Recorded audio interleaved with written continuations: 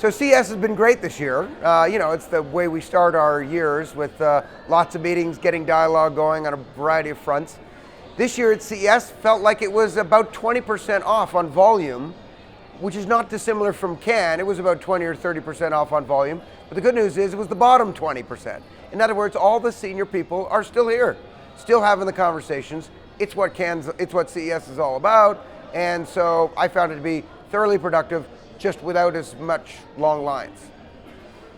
I wanted to ask you about this direct-to-consumer story. We've been speaking to a bunch of people, very interesting, a number of new media players in the space, spending money, doing creative things. What are the implications of direct-to-consumer for the industry? Yeah. So I think the direct-to-consumer phenomena is really one of the biggest trends in marketing, and I say that because this isn't some fad, some flash in the pan. It's still early days in this sector, but we are seeing companies in a variety of verticals in a relatively short period of time with relatively little capital garner significant market share, in some cases double-digit market share, away from category incumbents who have been building their brand equity for decades. This is truly an incredible phenomenon.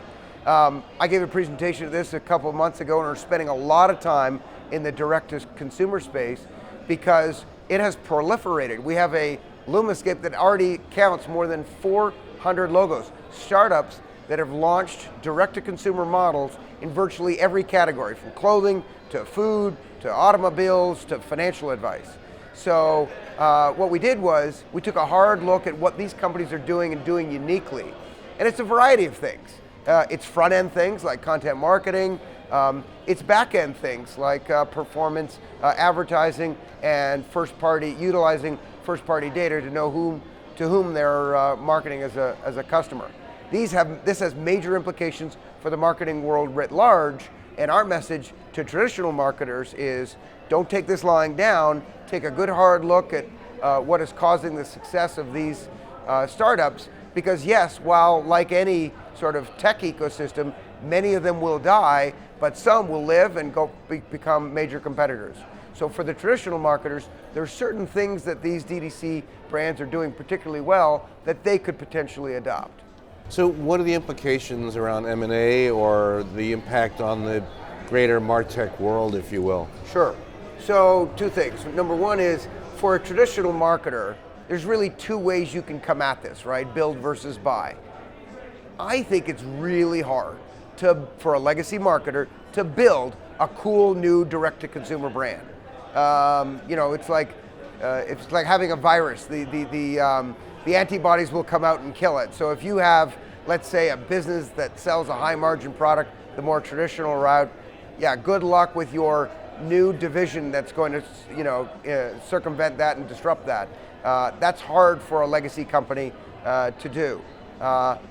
So that leaves buy, and we have seen some very successful deals in the direct-to-consumer space. Walmart buying Jet for $3.3 billion. Originally, nobody got the deal. A year later, heralded as a phenomenally brilliant move, and now they're sort of infusing the culture that Mark Lore developed at Jet to drive Walmart's broader e-commerce business. But there are other examples. Obviously, the most touted example is Unilever buying Dollar Shave Club for $1 billion 2 years ago, but even like Procter & Gamble buying Native deodorant for $100 million last year. Lots of examples of where legacy marketers are capturing the growth, capturing the magic, if you will, of these D2C brands, not just for the business per se, but also to sort of infuse that thinking, that culture, that approach to the marketplace, and hopefully they can breed that across their broader organization. They're also infusing money as media buys around television. Yes, so while the direct-to-consumer brands largely got their start on Instagram, YouTube, and Facebook, they've now grown big enough to move beyond digital, and they're moving to out-of-home, and they're moving to convergent TV. And this is one of the reasons why companies like NBC, AT&T, Simul Media, Cadent, these variety of companies out there are catering products and solutions more specifically to the direct-to-consumer marketers.